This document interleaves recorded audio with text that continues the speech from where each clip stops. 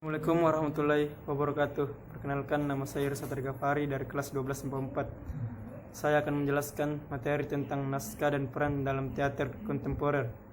Yang pertama, teknik penyusunan naskah teater kontemporer. Sebuah pementasan teater yang baik akan mempersiapkan segala sesuatunya sejak awal, agar segala konsep yang diinginkan dapat ditampilkan dengan matang. Begitupun dengan salah satu unsur utama dalam pentas teater modern, yaitu naskah teater. Keberhasilan sebuah pementasan tentu juga sangat dipengaruhi oleh menariknya atau tidaknya naskah yang diadaptasi. Keterampilan yang mumpuni dari tokoh yang menuliskannya juga tentu dipertaruhkan. Naskah yang baik dan menarik tentu akan membuat banyak orang ingin terlibat di dalamnya.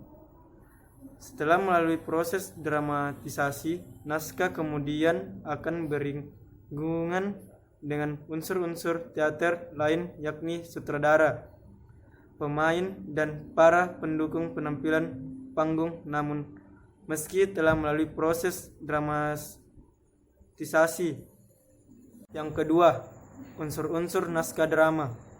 Secara umum, drama memiliki 4 unsur, yaitu naskah drama, pemain, panggung, dan penonton. Di antara keempat unsur tersebut, naskah drama merupakan unsur primer yang tak tergantikan. Tanpa naskah, drama tidak akan ada pertunjukan drama. Namun, tanpa pemain, tanpa panggung, dan tanpa penonton, pertunjukan drama masih dapat dilakukan, yaitu dalam bentuk closet drama. Pada closet drama, naskah drama dibuat hanya untuk dibaca dan tidak untuk dipentaskan. Naskah drama atau lakon memiliki unsur-unsur menyerupai novel dan film, seperti misalnya tema, plot, karakter, dan setting. Jika penulis mampu mengembangkan unsur-unsur drama tersebut dengan baik, maka akan dihasilkan naskah drama yang kuat. Berikut penjelasan beberapa unsur yang kerap ditemui dalam naskah drama. Pertama, tema cerita. Ketertarikan sebuah pementasan teater biasanya diawali dari tema yang dipilih, karena tema akan memperkuat publikasi dari sebuah pementasan. Tema juga merupakan pengantar menuju sinopsis dari naskah yang akan dipentaskan dalam pementasan teater. Yang kedua, pesan moral. Dalam sebuah naskah teater biasanya terdapat pesan moral, di mana pesan tersebut menjadi inti utama pementasan atas nilai-nilai khusus yang coba disampaikan oleh pekaryanya. Yang ketiga, plot. Dalam sebuah naskah teater biasanya terkandung peristiwa pembuka, pertengahan, konflik, hingga solusi atau penyelesaian yang berkembang secara bertahap dan teratur. Rincian peristiwa tersebut dikenal dengan istilah plot. Dalam pengertian lain, plot dimaknai sebagai jalan cerita dalam sebuah naskah teater. Biasanya plot dalam teater melalui tahap berikut. Yang pertama, eksposisi atau tahap cerita mengenai pergerakan tokoh. Yang kedua, konflik atau tahap cerita mengenai sebuah kejadian. Yang ketiga, komplikasi atau tahap cerita mengenai konflik yang berkembang dan saling berkait dan masih menimbulkan tanya. Yang keempat, krisis atau tahap cerita mengenai konflik yang telah sampai pada puncaknya. Yang kelima, resolusi atau tahap cerita mengenai penyelesaian konflik. Yang keenam, keputusan atau tahap akhir dalam cerita yang dapat berakhir bahagia, sedih, atau tanpa kesimpulan, sehingga penikmatan pementasan teater harus berpikir lebih lanjut mengenai hasilnya sesuai dengan persepsi pribadi. Yang keempat, karakter. Dalam sebuah naskah teater, karakter yang dimaksud merupakan perwatakan, yakni keseluruhan ciri dari masing-masing tokoh yang menjadi bagian dan pementasan. Setiap karakter yang ingin ditampilkan tentu akan berbeda. Biasanya, penokohan dalam teater dibagi menjadi beberapa karakter, di antaranya sebagai berikut. A. Protagonis, yakni tokoh utama atau disebut pula dengan tokoh putih karena biasanya Yang ketiga, membuat naskah mandiri. Jika ingin membuat naskah sendiri, seorang penulis naskah pemula dapat mempelajari banyak hal terkait penulisan naskah dari berbagai sumber. Misalnya, dengan membaca buku tentang teknik penulisan naskah, hingga pembelajaran naskah-naskah pementasan teater yang dibuat oleh penulis lain. Selain itu, penulis dapat menonton pementasan-pementasan teater untuk mencari inspirasi penulis naskah. Selain itu, ada langkah-langkah yang bisa dipelajari oleh lanjut di antaranya. 1.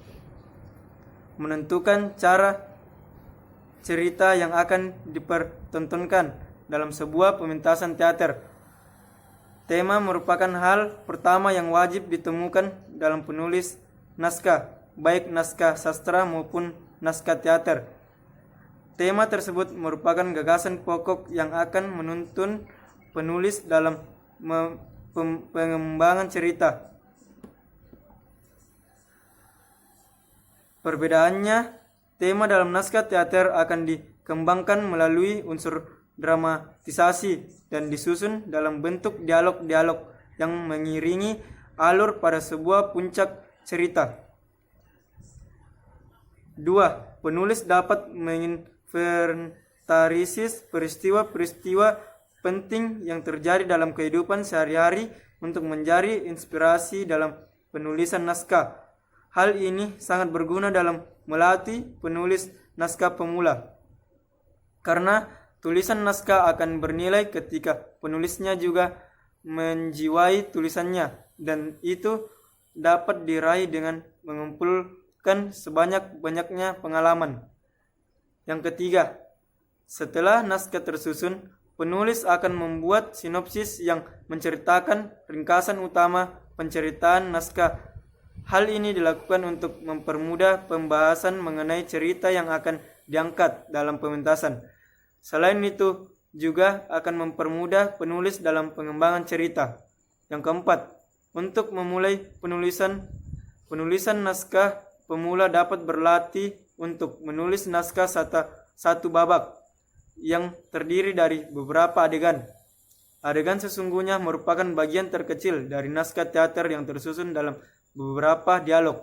Sementara babak merupakan kumpulan dari adegan-adegan dan babak-babak terkumpul dalam satu naskah.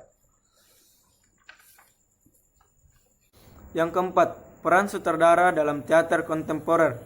Selain naskah, hal penting berikutnya dalam pertunjukan drama ialah para pemain peran yang akrab disebut aktris dan aktor. Naskah yang baik saja tidak akan mampu menyukseskan sebuah pementasan drama tanpa bantuan pemain-pemain yang tepat untuk memerankan setiap adegannya. Pemain drama yang baik juga akan mampu menyampaikan pesan-pesan yang terkandung dalam setiap adegan.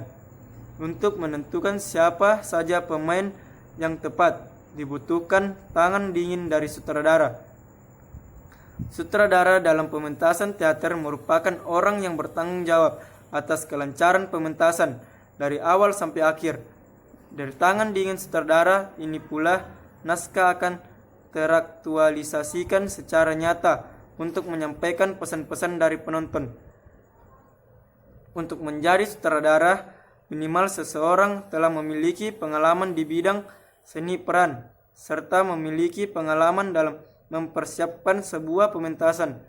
Jika masih pemula, bukan tak mungkin bisa langsung menjadi sutradara, namun tentu akan cukup kesulitan untuk memastikan semua agar bisa berjalan sesuai dengan porsinya.